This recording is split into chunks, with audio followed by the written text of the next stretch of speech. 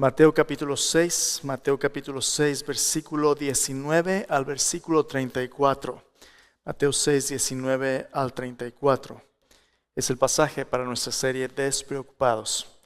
Mateo 6, 19 al 34. Dice así la palabra del Señor. No os hagáis tesoros en la tierra donde la polilla y el orín corrompen, donde ladrones minan y hurtan. Sino haceos tesoros en el cielo donde ni la polilla ni el orín corrompen y donde ladrones no minan ni hurtan. Porque donde esté vuestro tesoro, allí estará también vuestro corazón. La lámpara del cuerpo es el ojo, así que si tu ojo es bueno, todo tu cuerpo estará lleno de luz. Pero si tu ojo es maligno, todo tu cuerpo estará lleno en tinieblas. Así que si la luz que en ti hay es tinieblas, ¿cuántas no serán las mismas tinieblas? Ninguno puede servir a dos señores, porque o aborrecerá al uno y amará al otro, o estimará al uno y menospreciará al otro. No podéis servir a Dios y a las riquezas. Por tanto os digo, no os afanéis por vuestra vida, qué habéis de comer o qué habéis de beber, ni por vuestro cuerpo, qué habéis de vestir. ¿No es la vida más que el alimento y el cuerpo más que el vestido? Mirad las aves del cielo que no siembran, ni ciegan, ni recogen en graneros, y vuestro Padre Celestial las alimenta. ¿No valéis vosotros mucho más que ellas? ¿Quién de vosotros podrá, por mucho que se afane, añadir a su estatura un codo? Y por el vestido, ¿por qué os afanáis? Considerad los lirios del campo, cómo crecen, no trabajan ni hilan. Pero os digo que ni aun Salomón con toda su gloria se vistió así como uno de ellos. Y si la hierba del campo que hoy es y mañana se echa en el horno, Dios la viste así, ¿no hará mucho más a vosotros, hombres de poca fe? No os afanéis pues diciendo, ¿qué comeremos o qué beberemos o qué vestiremos? Porque los gentiles buscan todas estas cosas, pero vuestro Padre Celestial sabe que tenéis necesidad de todas estas cosas. Mas buscad primeramente el reino de Dios y su justicia, y todas estas cosas os serán añadidas. Así que no os afanéis por el día de mañana, porque el día de mañana traerá su afán. Basta a cada día su propio mal. No te preocupes, no te preocupes, no te preocupes. Vez tras vez, en este pasaje Jesús nos recuerda que nuestro Padre sabe lo que necesitamos, que no tiene en punto la ansiedad en nuestras vidas porque Dios está en control y Él es un buen Padre. Pero entre más escucho, no te preocupes, no te preocupes, no te preocupes, más me preocupo acerca de estar preocupado. Porque empiezo a pensar en aquellas cosas que me preocupan y empiezo a preocuparme. Y entre más trato de no preocuparme, pues más me preocupo y sale peor, ¿verdad? Entonces, ¿cómo le hago? ¿Cómo le hago si incluso los mandamientos de no preocuparme a veces me causan que me preocupe y me causan ansiedad? Bueno, Jesús nos ha estado encaminando en un proceso donde Él quiere que poco a poco nos convirtamos en personas cada vez más despreocupadas. Despreocupado significa que Dios quiere reemplazar nuestra preocupación, Dios quiere reemplazar la ansiedad que fragmenta nuestra manera de pensar con la paz de Cristo. ¿Recuerdan la semana pasada hablamos Filipenses capítulo 4? ¿Qué dice Filipenses 4:6? Por nada estéis afanosos, si no sean conocidas vuestras peticiones delante de Dios con acción de gracias. Y la paz de Dios que sobrepasa todo entendimiento guardará vuestros pensamientos y corazones en Cristo Jesús. Yo me imagino ahí Pablo en la celda. Estaba en un lugar incómodo, un lugar sucio, un lugar húmedo, frío, oscuro.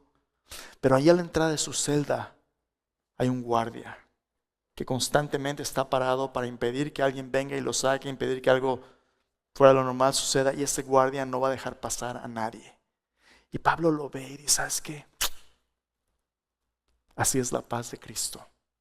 La paz de Cristo es como un guardia, parada en la puerta de nuestro corazón, parada en la puerta de nuestra mente, impidiendo que los temores, que las ansiedades, que los ataques del enemigo entren y controlen nuestra vida, porque la paz de Cristo nos recuerda que a final de cuentas, Él ya ha ganado la victoria, nos ha ofrecido la vida eterna y a pesar de que este mundo sea una de altas y bajas, Cristo está en control de nuestras vidas y un día cuando el reino venga, todo va a ser hecho de la manera que Dios lo quiere. Todo va a estar a final de cuentas bien, porque a los que aman a Dios, todas las cosas les ayudan a bien. Aquellos que conforme a su propósito son llamados. Romanos 8:28 nos dice. No dice que todo lo que nos suceda es bueno. Hay cosas malas que suceden en este mundo caído en el pecado, pero sí nos dice que a final de cuentas Dios va a redimir lo que Él ha permitido. Y en el día de la resurrección, Cristo va a hacer nuevas todas las cosas y el mal nunca más va a afligir al pueblo de Dios. Esa paz de Cristo es ese guardia a la entrada del corazón. Pero aunque Dios nos ha prometido protección, Dios nos ha prometido la seguridad de su paz, una paz que tenemos que recibir cuando Él la da, sigue habiendo ataques que tratan de controlar nuestra vida. Y el Señor Jesús, en este pasaje de Mateo capítulo 6, 19 al 34 que acabo de leer, analiza aquellas cosas que quieren distraernos del plan de Dios para nuestra vida y reemplazar su paz con ansiedad y con preocupación. Las semanas anteriores hablamos acerca del corazón. Dios quiere que el tesoro de nuestro corazón esté seguro en Él. Dios quiere que tú y yo tengamos la seguridad de que cuando Dios es nuestro tesoro, ahí no hay pierde. Primero Dios quiere asegurar nuestro corazón. ¿Dónde está nuestro tesoro? Ahí está nuestro corazón. Dios, su reino, su justicia. Después la semana pasada Dios nos habló acerca de la visión de nuestra vida, nuestros ojos. Cuidado donde andas, porque si tu visión no es la visión de Dios para tu vida, puede que acabes donde no quieres acabar. Hay camino que al hombre le parece derecho, su fin es camino de muerte. Mucho cuidado. Si tu ojo no está enfocado en Cristo, a lo mejor vas a acabar tomando atajos que te van a llevar a donde no debieras, la visión de tu vida. El día de hoy Cristo nos va a hablar de otro principio. Y este principio tiene que ver con aquellas cosas a las que nos aferramos, aquellas cosas que no queremos soltar, aquellas cosas a las que servimos. Y este principio, específicamente el principio número 3 en el versículo 24, tiene que ver con nuestras posesiones, específicamente las riquezas, los dineros. A veces hay todo tipo de estereotipos, ¿verdad? Ahí en la iglesia nomás quieren hablar de dinero, quieren hablar que nomás den. El pastor no hace más que hablar del dinero, ¿ok? Yo no sé si has notado, pero aquí en esta iglesia ni siquiera pasamos los platos. Aquí en esta iglesia la generosidad es un fruto de la obra de Dios en nuestras vidas, no por tristeza, no por necesidad, porque Dios ama al dador alegre, dice Pablo en 1 Corintios. Aquí la generosidad es un fruto de lo que Dios ha hecho por nosotros, no por obligación. Nadie va a andar preguntándote cuánto das, es entre Dios y tú. Pero cuando Dios habla en la Biblia acerca del dinero, vamos a hablar del dinero. Cuando Dios habla acerca del chisme, cuando Dios habla acerca del pecado, del infierno, de la vida eterna, del tema que Dios hable, vamos a hablar de lo que Dios habla. Porque Dios quiere darnos en su palabra la sabiduría bíblica para que sepamos cómo manejar un tema tan importante como aquello en lo que invertimos nuestra vida. El dinero es un símbolo de la inversión de nuestro tiempo, nuestros talentos, nuestro esfuerzo, nuestra vida. Cómo usamos el dinero revela realmente aquello que controla nuestra vida, aquello a lo que realmente servimos. En nuestra comunidad en español a veces las finanzas son difíciles y son bastante ajustadas, especialmente con la inflación ahorita. Nuestras familias, algunas trabajan 2, 3 trabajos para pagar todo el asunto y a veces las finanzas son complicadas. A veces uno está en necesidad económica, no sé si tengo para pagar la renta, no sé de dónde va a salir para la luz. Ya vio cuándo es la cuenta de luz, ¿verdad? 300, 400, 500 dólares de pura luz. ¿Cómo le voy a hacer? Pues uno tiene que buscar 2, 3 trabajos y apenas sale. Pastor, ¿cómo quieres? ¿Cómo quieres que yo dé si estoy yo tan apretado? Algunas veces, como vamos a ver hoy, el problema con nuestras finanzas y nuestras preocupaciones acerca del dinero, de hecho es el resultado de que tenemos las prioridades equivocadas. Mira, yo he visto familias que tristemente apenitas tienen para pagar la renta, apenitas tienen para la luz, las cosas básicas. No, pero pues tan pronto como pudimos, ¿verdad? Compramos una televisión de 68 pulgadas ahí en la sala. Sí, no, pero tienes que tener tu troca hasta las chanclas, ¿verdad? De sonido. ¿Cuáles son las prioridades de nuestra vida? ¿Será mucho para Dios pedirnos que lo pongamos primero a Él en nuestra vida y que lo pongamos a prueba para ver si es capaz de proveer el resto? ¿Será mucho que Dios nos pida que le sirvamos a Él en lugar de servir el dinero? Lo que vamos a ver hoy es que en realidad este principio del que Jesús nos va a hablar tiene más que ver con cómo Dios quiere que nos veamos a nosotros que lo que Dios quiere que nosotros le demos. Dios quiere que como sus hijos, como seguidores de Cristo, tengamos una visión apropiada de quiénes somos en Él. Y esto no va a suceder si tenemos ídolos en nuestras vidas. El dinero y el materialismo y las posesiones pueden ser un ídolo que reemplace el lugar de Dios en nuestras vidas. Entonces hoy vamos a hablar acerca de las posesiones. Principio número 3 en nuestra serie de Despreocupados es esta. Principio número 3. No confundas cuánto tienes con cuánto vales. No confundas cuánto tienes con cuánto vales. A veces la impresión que esta cultura nos da, y a veces muchos de nosotros que venimos de contextos donde hay más pobreza, a veces la impresión que tenemos es que cuando llegamos aquí, especialmente a los Estados Unidos, y hay dólares. Este papelito verde, ¿cómo le cambia a uno la vida, verdad? Cuando yo crecí en México, salarios mínimos de 50 pesos al día por 8 horas de trabajo. 50 pesos, ¿qué hace uno con 50 pesos? Pues nomás tortillas y frijoles, y bien le va a uno, ¿verdad? Pero cuando te pagan 10, 15, 20 la hora,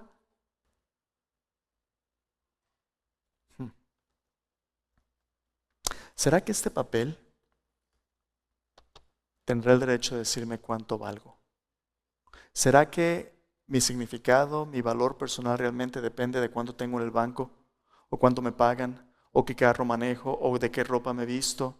¿O con qué círculos me codeo? ¿O qué comida como? ¿Será eso lo que determina mi valor como ser humano?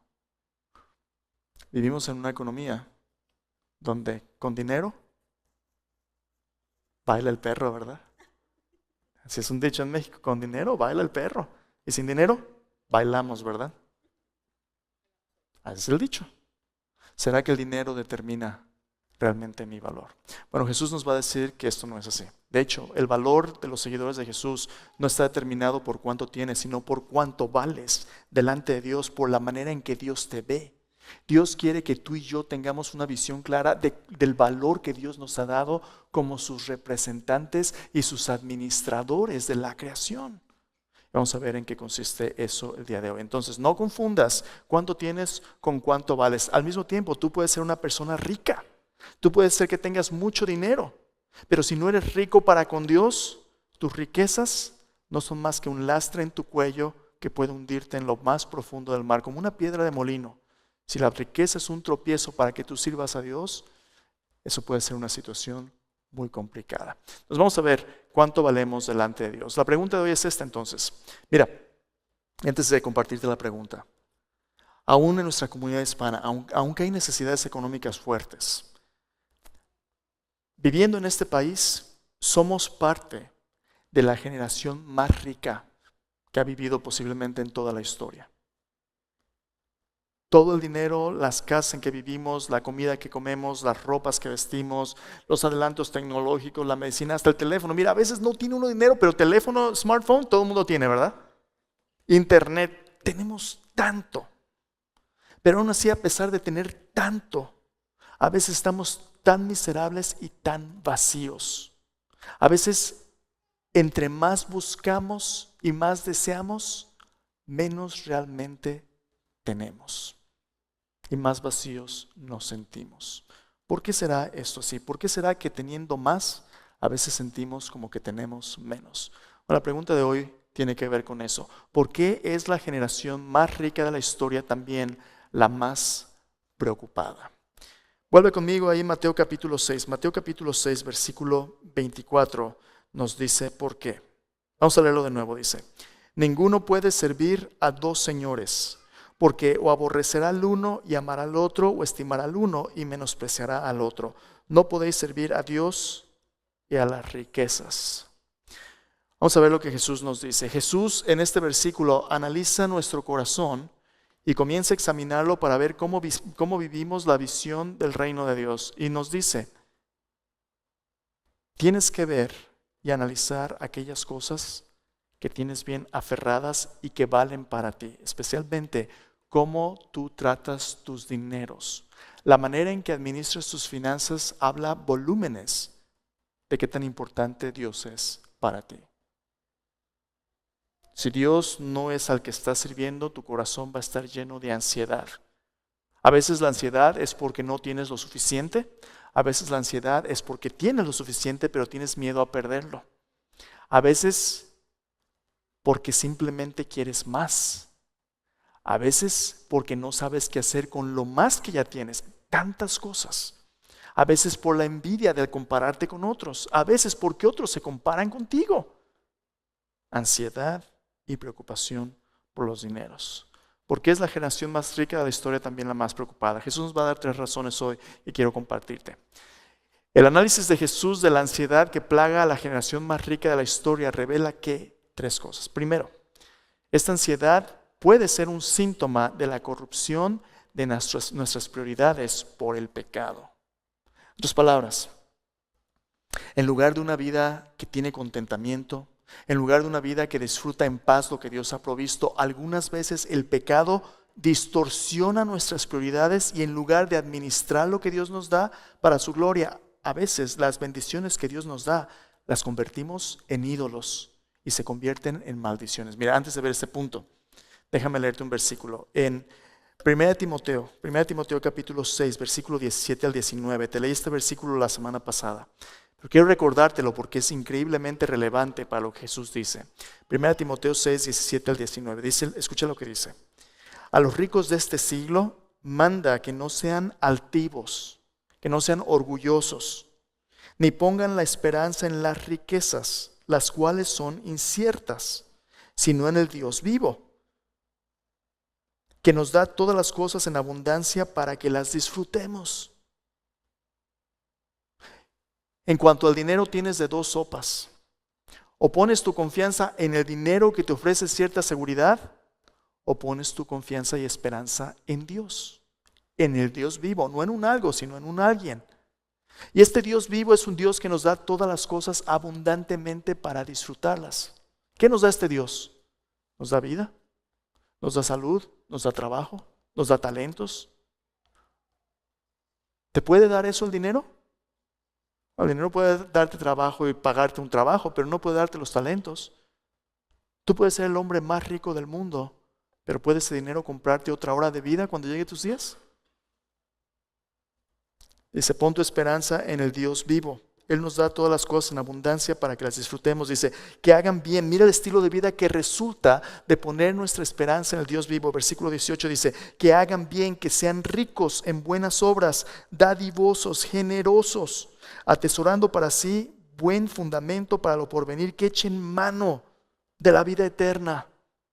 Qué hermosa imagen.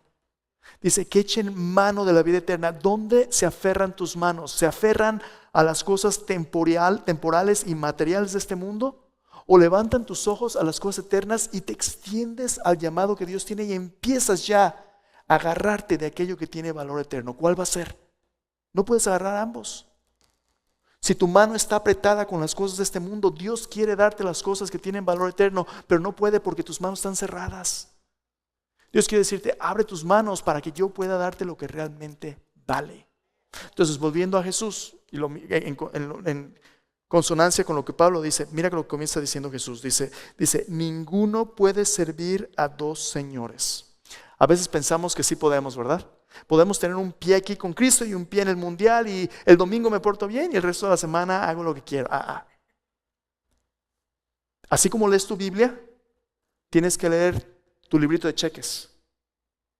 Ambos tienen que estar conectados, porque Jesús dice, ninguno puede servir a 2 señores. En otras palabras, tú vas a tener que decidir a quién vas a servir. Tú vas a tener que decidir cuál es la visión que controla la vida tuya. En otras palabras, o vas a ser un siervo de Dios o vas a ser esclavo. Esta palabra, mamón. ¿Qué es esto? Esta palabra que se traduce en nuestra Biblia como riquezas es la palabra del arameo mamón. Dice, ¿eso qué es? En este contexto, las riquezas son personificadas como si fueran un ídolo. Aquello a lo que sirves es aquello a lo que tú acabas adorando y aquello en lo que te conviertes. Y este ídolo, las riquezas injustas, es algo que puede reemplazar a Dios en tu vida. Interesante. Los estudiosos han indagado acerca del origen de esta palabra y aparentemente hay un poquito de debate, pero aparentemente esta palabra viene de la misma raíz de donde viene la palabra amén. Amén viene de una raíz que significa aquello en lo que uno confía y pone su seguridad. Cuando tú oras y le pides a Dios, Señor, ayúdame, y lo haces en el nombre de Jesús, dices en nombre de Jesús, amén. ¿Qué significa eso de amén? Así sea, así Señor, conforme a tu voluntad, que sea hecho. Señor, confío en ti. Así sea, sí Señor. Aquí interesante. El dinero y las posesiones pueden ser tu amén y lo que percibas como la respuesta a tus oraciones, a tus necesidades. Y Jesús dice, ninguno puede servir a dos señores. ¿Cómo entonces acabamos tan corrompidos? Si a Dios es a quien debemos adorar, ¿cómo es que acabamos adorando el dinero? Mira, déjame recordarte cómo empezó todo este problema y esta distorsión del pecado. En Génesis capítulo 1, Dios nos dice el propósito por el cual Él nos hizo. Génesis capítulo 1, versículo 26 al 31, habla acerca de el propósito por el cual nos creó. Escucha, dice, entonces dijo Dios, Génesis 1, 26 al 31. Entonces dijo Dios, hagamos al hombre a nuestra imagen conforme a nuestra semejanza. Señoré en los peces del mar, en las aves de los cielos, en las bestias, en toda la tierra y en todo animal que se arrastra sobre la tierra. Y creó Dios al hombre a imagen de Dios los creó, varón y hembra los creó. Los bendijo Dios, les dijo, fructificad, multiplicaos, llenad la tierra, gobiérnenla. Señoreen en los peces del mar, en las aves de los cielos y en todas las bestias que se mueven sobre la tierra.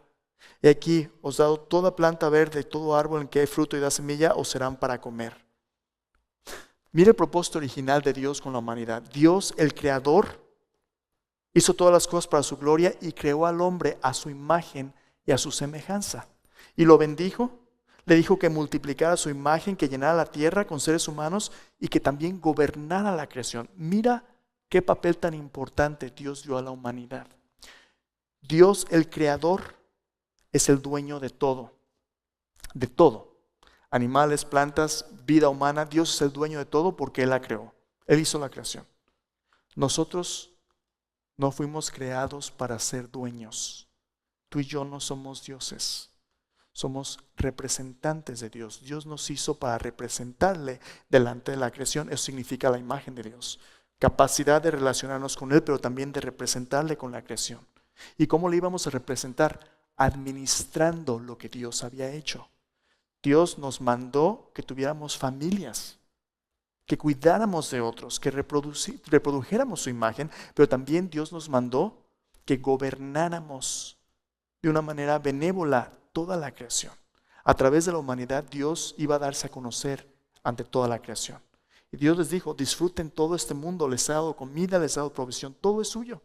El capítulo 2 de Génesis, la Biblia expande todavía en este llamado. En versículo 15 al 17, capítulo 2 de Génesis, mira lo que Dios le dice a Adán. Tomó pues Jehová Dios al hombre y lo puso en el huerto de Edén para que lo labrara y lo guardase. Edén significa belleza, placer. Dios puso al hombre y la mujer en este jardín ideal y perfecto. ¿Y sabes qué le dio Dios al hombre? Chamba, le dio un trabajo. En ese tiempo el trabajo no era difícil, no era algo arduo y oneroso. En ese tiempo el trabajo era el placer de ser administradores, mayordomos de la creación de Dios. El gozo del hombre, el gozo del ser humano era administrar lo que Dios había hecho. Hacer de toda la tierra un jardín como el jardín del Edén. Hermoso. Dios le dio trabajo. Pero algo sucedió terriblemente mal.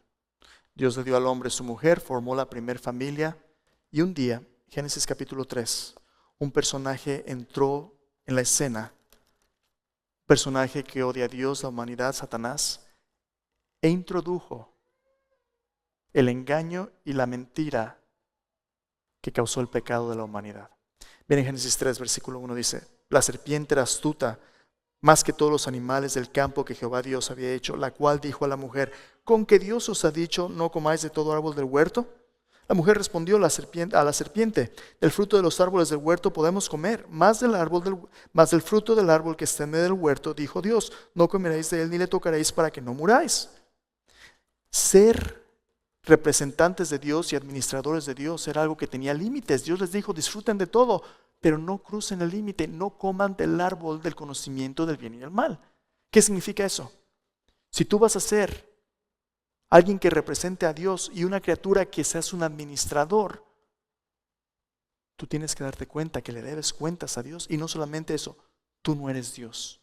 Tú no puedes decidir por ti mismo el bien y el mal. Solamente Dios tiene el derecho de decirnos dónde están los límites.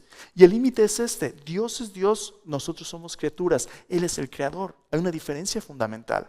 Él merece nuestra obediencia, nuestra adoración, no nosotros. Siempre y cuando viviéramos en la confianza de depender de Dios, todo iba a estar bien. Pero mira, la mujer miente. Dice, la serpiente dijo, versículo 4, dijo la mujer, no moriréis, sino que sabe Dios que el día que comáis de él serán abiertos vuestros ojos, seréis como Dios sabiendo el bien y el mal. Lo que la serpiente le propone a la mujer es lo siguiente, tú no tienes que ser como Dios sometiéndote a Dios, tú quieres ser como Dios estando por encima de Dios. En otras palabras, lo que la serpiente está sugiriendo es hay algo que Dios no quiere compartir contigo, que te va a satisfacer más que Dios mismo. Y mira lo que sucede, versículo 5. Versículo 6 dice, vio la mujer que el árbol era bueno para comer y que era agradable a los ojos, árbol codiciable para alcanzar la sabiduría. Qué interesante. Esta palabra codiciable es la misma que Pablo habla en Gálatas 5 para idolatría, el mismo concepto. Cuando tú deseas algo con la ilusión de que satisfaga tu vida más que Dios, eso se convierte en un ídolo. Dice, codiciable para alcanzar la sabiduría. Tomó de su fruto y comió y dio también a su marido, el cual comió así como ella. En ese momento, y por primera vez, la humanidad reemplazó al Creador por una criatura en su corazón. Y lo que esta codicia hizo fue abrirle los ojos a una nueva visión distorsionada de quien la humanidad misma es. Mira lo que hace el pecado. El pecado, en lugar de que te ayude a verte como Dios te ve, como un representante y administrador suyo, te hace pensar que tú eres Dios, que a ti nadie te puede decir nada, que tú haces lo que te dé la gana, pero que tú siempre vas a estar hambriento de algo que tú no tienes. Y esta hambre por cosas, por dinero, posesiones, un fruto, este fruto va más allá de la desobediencia de lo que este fruto haya sido. Va a un estilo de vida rebelde que busca su satisfacción en cualquier otra cosa menos Dios. Por eso Jesús dice, ninguno puede servir a dos señores. Cuando tú pones tu esperanza en las cosas materiales o en lo que las cosas materiales puedan darte, tú te conviertes en un esclavo de esas posesiones. Martín Lutero dijo esta siguiente frase, dice, aquello a lo que mis manos se han aferrado, lo he perdido, pero aquello que he entregado en las manos de Dios, eso aún lo tengo. Déjame preguntarte, ¿a qué se aferran tus manos? Cuando Dios te invita a ser parte de su obra y te dice, ¿qué des para ayudar a alguien más, para la obra de su reino? Que seas generoso. ¿Cómo te sientes? Ay, es que me duele en la cartera, ¿verdad? No. Tengo un dolor en la cartera y ahí, Señor, no. Señor, mi vida te pertenece menos mis finanzas. ¿Le podrá pertenecer tu vida a Dios si tus finanzas no le pertenecen a Él? Si hay un área en tu vida, donde Dios no tiene que decir, a lo mejor ahí hay un ídolo. Tú puedes aferrarte a estas cosas, pero eso va a producir ansiedad en tu corazón. Segundo razón, el análisis de Jesús de la ansiedad que plaga a la generación más rica de la historia revela que nuestra ansiedad es un síntoma de una devoción equivocada. Si el pecado te impide verte como Dios quiso que fueras, un mayordomo con recursos que Dios ha confiado para hacer su obra, si empiezas tú a verte como el dueño, ¿sabes qué va a empezar a suceder? Tú vas a empezar a amar las cosas equivocadas. Vas a empezar a ignorar a Dios y sus propósitos en tu vida. Te vas a empezar a enfocar en lo que tú quieres, en una vida de agradarte a ti mismo y de placer personal. Jesús dijo, ninguno puede servir a dos señores. Lo que empiezas tú haciendo tu prioridad, ahora tú empiezas a servir. Tú puedes decir, ¿sabes qué? No, yo no sirvo el dinero. Espera un tantito. Tú tienes trabajo, ¿verdad? ¿Y cuando tú trabajas de gratis? No. Espero que cuando trabajas, pues te paguen, ¿verdad? ¿Y por qué te pagan? Porque hiciste un esfuerzo, porque invertiste tu tiempo, porque invertiste tus talentos. Ok. Qué interesante, ¿no? Vivimos en una economía donde todo lo que hacemos, el valor de nuestra vida se mide en el dinero que nos pagan. La casa en que vives, el carro que manejas, lo que hay en tu banco, si tienes servicios médicos, todo depende de cuánto tienes. ¿Qué sucede cuando Dios te pide que lo pongas a Él primero y que confíes en que Él va a proveer para tus necesidades? ¿Te da eso un poquito de ansiedad? Mira, acompáñame un versículo. Proverbios capítulo 3. Proverbios capítulo 3. Tu confianza en Dios está directamente relacionada con tu inversión para su reino. Proverbios capítulo 3. Mira lo que dice el versículo 5. Proverbios 3:5. Fíate de Jehová de todo tu corazón y no te apoyes en tu propia prudencia. Reconócelo en todos tus caminos y Él enderezará tus veredas. Esos versículos a veces no los memorizamos, ¿verdad? Nos encantan. Señor, tú guíame, Señor, yo confío. Sí, pues si la riego, tú enderézame. Yo quiero ir por el camino recto. Protégeme, guíame, guárdame, que no me enferme, bendíceme. Ok. Pero mira lo que dice el versículo 7. No seas sabio en tu propia opinión. Teme a Jehová, apártate del mal, porque será medicina a tu cuerpo, refrigerio para tus huesos. Honra a Jehová con tus bienes y con las primicias de todos tus frutos. Serán llenos tus graneros con abundancia y tus lagares rebosarán de mosto. A ver. Yo quiero que Dios me proteja, me bendiga, me guíe, me camine por el camino correcto. Ok, no te metas en mal camino, échale ganas. Pon a Dios primero. Pon a Dios primero en todo lo que haces. Y ve, si Dios es la prioridad de tu vida, ve el fruto que Dios puede proveer. Ve lo que Dios puede hacer, pero si tú no pones a Dios primero, si tú te pones a ti primero y haces a Dios a un lado, por eso es muchas veces que siempre andamos ansiosos y sin dinero, porque nunca hay lo suficiente. Déjame contarte otra historia, la tienes ahí en tus notas. Jesús les dijo una historia a sus primeros seguidores para que pudieran examinar su vida. Lucas 16, 1 al 13. Jesús habla de la parábola del mayordomo infiel. No tenemos tiempo para estudiarla toda, pero yo te animo que tú la veas en casa. ¿A quién sirves realmente tú? En Lucas 16, del 1 al 13, te la voy a contar un poquito. Jesús cuenta la historia de un mayordomo infiel. Su amo le llama a dar cuentas y el mayordomo dice, híjole, mi amo me manda cuentas, hizo fraude, estafó al amo. Y empieza a llamar a los que deben dinero. Les dice, a ver, tú debes una pequeña fortuna en aceite, una pequeña fortuna en grano, córtalo a la mitad, ponlo en los libros que nomás debes la mitad. Más fraude. Pero el amo se da cuenta y le dice, mira nomás este mayordomo infiel. Se puso buzo, hizo otro fraude y ahora que yo lo corro, la gente que ayudó ahora, por congraciarse con ellos, ahora le deben y lo van a tratar bien. Lucas 16, versículo 9 dice, versículo 8 dice, alabó el amo al mayordomo malo por haber hecho sagazmente, porque los hijos de este siglo son más sagaces en el trato con sus semejantes que los hijos de luz. Yo os digo, ganad amigos por medio de las riquezas injustas, porque cuando estas faltes, os reciban en las moradas eternas. El que es fiel en lo muy poco, también en lo más es fiel. En lo que muy poco es injusto, también en lo más es injusto. Esta es una de las parábolas más difíciles de interpretar. Pero el punto de Jesús es este. Si las personas injustas de este mundo manejando sus riquezas de manera deshonesta se dan cuenta que cuando llega el momento de rendir cuentas tienen que hacer algo creativo para sobrevivir. Qué triste es cuando los hijos de Dios, los hijos de luz que escuchan que el reino ha llegado y que Dios se los da como un regalo y que pueden ahora con libertad hacerse tesoros en los cielos, no en la tierra. Qué triste es cuando ellos no se dan cuenta de la gran oportunidad que tienen enfrente de invertir con valor eterno. El problema no es tanto el mundo injusto, el problema es que los hijos de luz no son fieles en las cosas de Dios. ¿Sabes por qué? Porque su devoción está en servir las cosas de este mundo. Déjame darte un ejemplo. Me dio cosa gastar $30 en Amazon para conseguir el guante de Thanos. Si te gustan las películas Marvel, ¿sabes quién es Thanos, verdad? ¿Sabes quién es Thanos? Ok, por favor, no me digas que... Ok.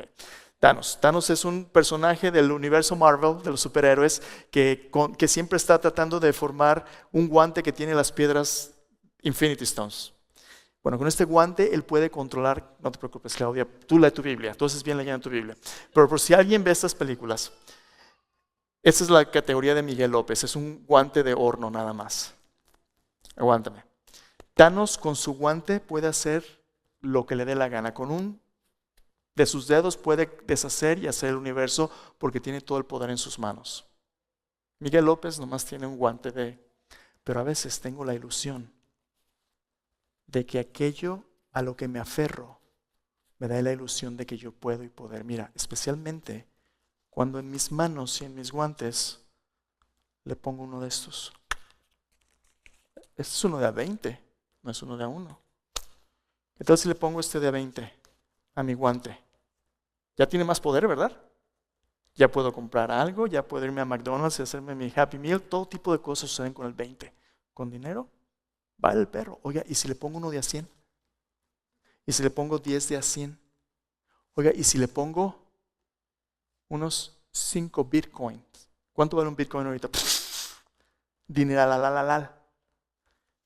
¿Y si le pongo más, me dará esto más poder?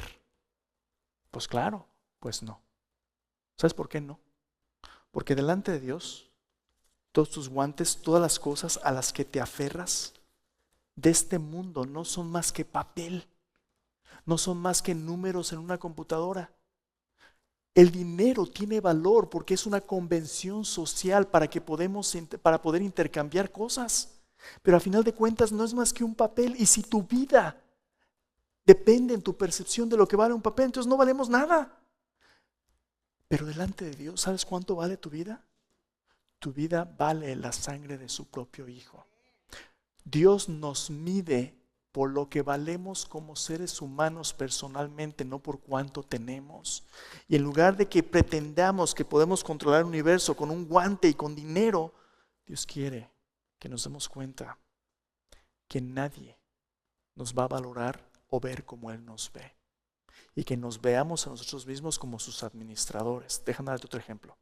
En lugar de ser mayordomos injustos, en el Evangelio de Mateo, capítulo 26, versículo de 6 al 13. Mateo 26, 6 al 13, te lo voy a contar. Jesús está a punto de ir a la cruz. Y antes de ir a la cruz, una mujer viene a su encuentro con una botella de perfume, un alabastro, una piedra especial, un perfume que tenía el valor de 1 año de salarios. Y se acerca a Jesús y lo derrama sobre su cabeza y lo unge. Y el perfume llena la casa con este amor extravagante de una generosidad que muestra su devoción hacia Jesús. Y uno de los discípulos se da cuenta de que esa es una pequeña fortuna que se ha desperdiciado y dice: ¡qué desperdicio! Este perfume pudo haber sido vendido y pudo habérsele dado a los pobres. ¡Qué noble, ¿verdad? Y Jesús le dice, no le causes ningún problema, porque esta mujer me ha hecho una buena obra. A los pobres siempre vas a tener, a mí no siempre. Esta mujer vino a preparar mi cuerpo para mi sepultura. De alguna manera esta mujer que se acerca a Jesús ve en Jesús a su rey. No solamente a un rey que merece lo más precioso, lo primero y lo más importante de su vida, sino un rey que está a punto de dar su vida por nosotros y lo unge. Esa es una devoción generosa. Mira, las estadísticas no mienten. De los 247 millones de ciudadanos estadounidenses que se identifican como cristianos, solamente 1.5 millones diezman. Ahí viene el pastor con el diezmo. Mira, espérame. En el Nuevo Testamento el diezmo no es un mandamiento que tienes que diezmar. En el Nuevo Testamento Dios quiere que todos seamos dadores generosos, dadores alegres. ¿Cuánto quiere Dios de nosotros? El 100%. Pero no todo tu dinero es para dárselo a la iglesia, es para tu familia, es para que ayudes a otros, pero sí tiene que haber una porción dedicada a juntos, a hacer el ministerio. ¿Cuánto? Entre Dios y tú. Pero normalmente los que se quejan del diezmo porque normalmente quieren dar menos del diezmo, no más del diezmo. Ahí hay un problema. ¿Qué tal si Dios te bendijera tanto económicamente que fueses rico y en lugar de vivir dando el 10 y viviendo con el 90, ¿qué tal si dieras el 90 y vivieras con el 10%? ¿Qué tal si Dios te diera la capacidad de hacer tanto dinero que no lo necesitas, pero que Dios puede utilizarte a ti para ser de impacto para alcanzar a las naciones, para hacer su obra? ¿Qué tal que fueses, como Pablo dijo, generosos, dadivosos? En lugar de que la visión de tu vida como mayordomo fuese acumular dinero, ¿qué tal si la visión de tu vida fuese bendecir a todos y al reino de Dios a través de tu generosidad con el dinero que Dios te permite hacer? Pero mira cómo es en la iglesia. El donante semanal promedio aporta menos de $1,000 al año. Si tu ofrenda es más que una limosna, ¿cuánto te cuesta la renta? ¿Cuánto te cuesta la luz? ¿Cuánto cuesta la comida? Si Dios es nada más limosnas, ese es el precio de tu devoción. Ahora, baby steps, ¿verdad? Pequeños pasos. Si no das nada, trata de dar. En algún lugar, no tiene ni que ser aquí, trata de empezar a dar para ver lo que le hace a tu corazón. Si ya das, da generosamente. ¿Cómo cuánto? Entre Dios y tú, pero el 10% es un buen marca de que ahí empieza a doler. Ahí empieza a doler. Pero ¿cuánto Dios se merece? Tú sabes, entre Dios y tú. Pero lo que estoy tratando de decirte es esto. A veces estas estadísticas se ponen enfrente para hacerte sentir culpable, ¿verdad? No, esto no es para hacerte culpable. Esto es para examinarnos todos la manera en que Dios tiene una prioridad en nuestras finanzas. Porque si Dios no es importante en nuestra economía, Dios es puras palabras. Es entre Dios y tú, pero Dios quiere tu corazón. Cuando tú vengas a adorar, mira, ni platos pasamos. Prepárate para tu ofrenda. Ora. Puedes dar en línea, puedes dar como sea. Pero hazlo como un acto de adoración, no un acto de obligación. No lo hagas por tradición. Aparta un tiempo y dile: Señor, te doy gracias porque esto representa que tú eres mi proveedor y que yo te adoro. Este no va a ser mi ídolo. ¿Y cómo no es mi ídolo? Cuando yo lo uso para tu gloria. Este es simplemente una herramienta que Dios te da para que tú hagas su obra. Este no es un ídolo, es una herramienta. No adores lo que debería ser un medio para tu adoración. Este nada más es una herramienta. Y por último, Jesús quiere que nos demos cuenta que a veces nuestra ansiedad es un síntoma que revela que hemos confundido cuánto valemos con cuánto tenemos. Otra vez dice: porque aborrecerá a uno y amará a otro, o estimará a uno, menospreciará al otro. Punto final es este. Este amor y odio, este apreciar y despreciar que Jesús habla, es una serie de puntos opuestos, de antítesis, que hablan acerca de lo que tú escoges, de lo que tú escoges. ¿Te acuerdas del Antiguo Testamento cuando hablaba de Raquel y Lea? Jacob dice que amó a Raquel, pero a Lea aborreció. Realmente no aborrecía a Lea, pero sus decisiones mostraban que amor es escoger, aborrecer es no escoger. Cuando viene en tus decisiones entre Dios y el dinero, cómo decides usarlo determina a quien realmente tú amas. Tú no puedes decirle a Dios, yo te amo, si tú eres el dueño de todo lo que tienes. Porque lo que sucede con tu corazón es cuando tu mano está agarrada de este dinero, y eso es lo más peligroso, hermanos. Tus posesiones te poseen. Si tus posesiones son el dueño de tu vida, no puedes serlo Dios. Porque para que Dios sea Dios en tu vida, Dios tiene que ser a quien sirvas tú. Entonces, déjame cerrar con esto. Las preocupaciones financieras no son siempre el resultado de la falta de dinero. Algunas veces son un síntoma de la falta de generosidad. Si el dinero siempre es un problema en tu vida, si nunca tienes lo suficiente, si siempre estás preocupado, quiero que veas si pones a Dios en primer lugar. Y si no, ¿qué te parece si lo pruebas? El único mandamiento en la Biblia donde Dios dice que lo pongan a prueba en Malaquías. Ponme a prueba. Ponme primero y ve si yo no abro las puertas de los cielos y derramo bendición. Pon a Dios a prueba. Él dice, dijo el pueblo de Israel.